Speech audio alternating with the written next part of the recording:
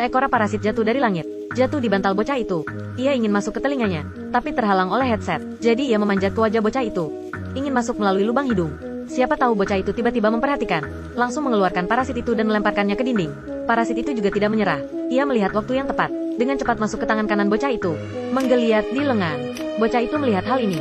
Segera ikat lengannya dengan tali. Hentikan parasit itu terus ke atas. Setelah beberapa saat, bocah itu menemukan bahwa parasit itu menghilang begitu saja. Dia perlahan sedikit tenang. Tapi keesokan harinya, bocah Shinichi selalu merasa bahwa tangan kanannya ada yang aneh. Di kelas dia menjatuhkan sebuah penghapus. Ketika ingin mengambil, Shinichi cengang. Apa situasi ini? Kelas basket. Dia asal melempar bola dengan tangannya.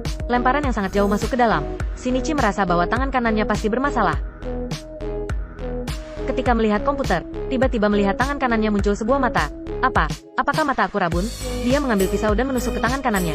Detik berikutnya,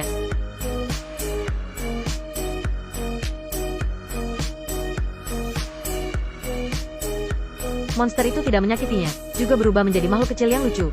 Shinichi masih belum mengerti situasinya, tetapi si imut sudah mulai memperkenalkan diri. Dia mengatakan, binatang parasit dari planet simbiotik, dapat hidup berdampingan bersama otak manusia. 2 hari yang lalu, dia bersama banyak teman datang ke bumi. Misinya adalah memakan setengah populasi manusia di bumi, kemudian menguasai sini. Tapi malam itu gagal memasuki otak bocah itu. Tidak dapat dijelaskan dan simbiosis dengan tangan kanan bocah itu. Jadi seterusnya manggil dia tangan kanan aja.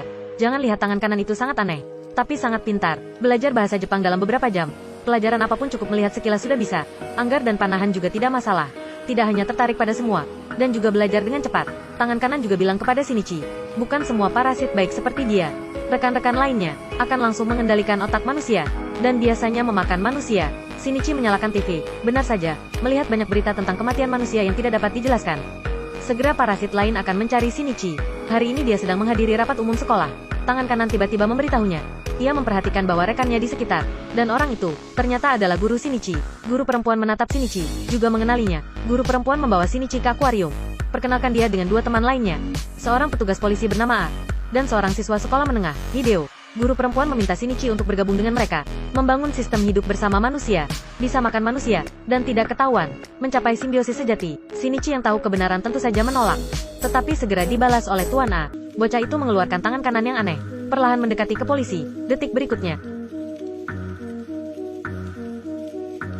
bocah sambil menyerang, sambil bergerak maju sedikit demi sedikit. Dia perlahan mendekati petugas polisi sampai ke jarak yang tepat. Dia mengeluarkan tangan dan menusuk pipa baja ke perut petugas polisi.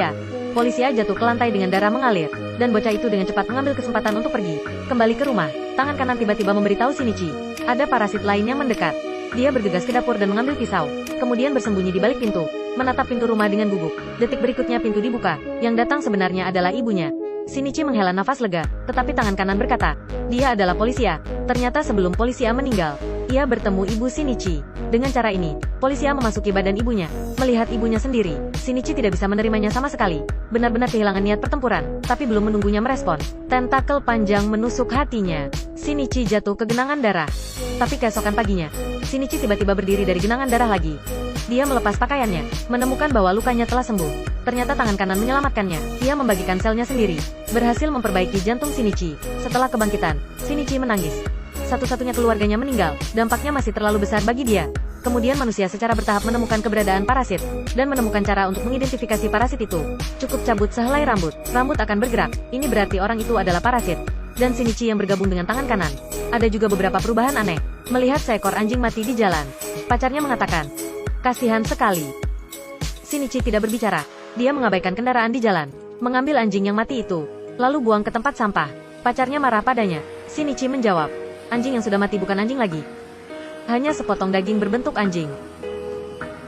Tampaknya sel tangan kanan tidak hanya menyelamatkannya, juga perlahan mengubah pikirannya, membuat dia menjadi lebih seperti parasit. Hideo yang sembunyi sekolah juga ketahuan. Ketika dia menjadi model untuk siswa klub seni, tidak sengaja rambutnya dicabut oleh gadis di sebelahnya. Melihat rambut yang bergerak, gadis itu cengang. Lihat apa yang baru saja kau lakukan.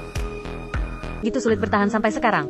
Pria yang ganteng ini bukan manusia sungguhan, tapi seekor parasit. Setelah ketahuan, dia menunjukkan wajah aslinya. Dia mengulurkan tentakelnya, akan memakan sekelompok gadis ini. Pada saat ini, wanita itu melihat air di sampingnya. Lemparkan air itu ke kepala Hebio. Nyeri hebat yang disebabkan oleh reaksi kimia yang kuat membuat Hebio sangat marah. Seorang gadis langsung dipotong menjadi 2 bagian. Shinichi di sisi lain merasakan pembunuhan itu. Tetapi ketika dia sampai ke tempat itu, koridor sudah penuh dengan mayat. Hanya tersisa parasit yang penuh dengan darah.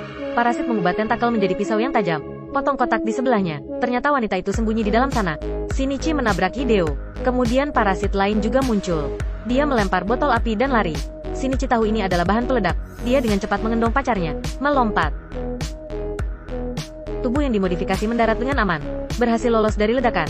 Setelah mengantar pacarnya ke ambulans, ekspresi Shinichi menjadi ganas. Dia tahu ledakan barusan tidak cukup untuk membunuh parasit. Dia langsung ke atap gedung.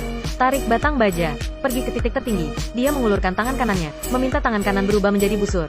Gunakan baja sebagai panah. Tujuannya adalah Hideo parasit di gedung depan.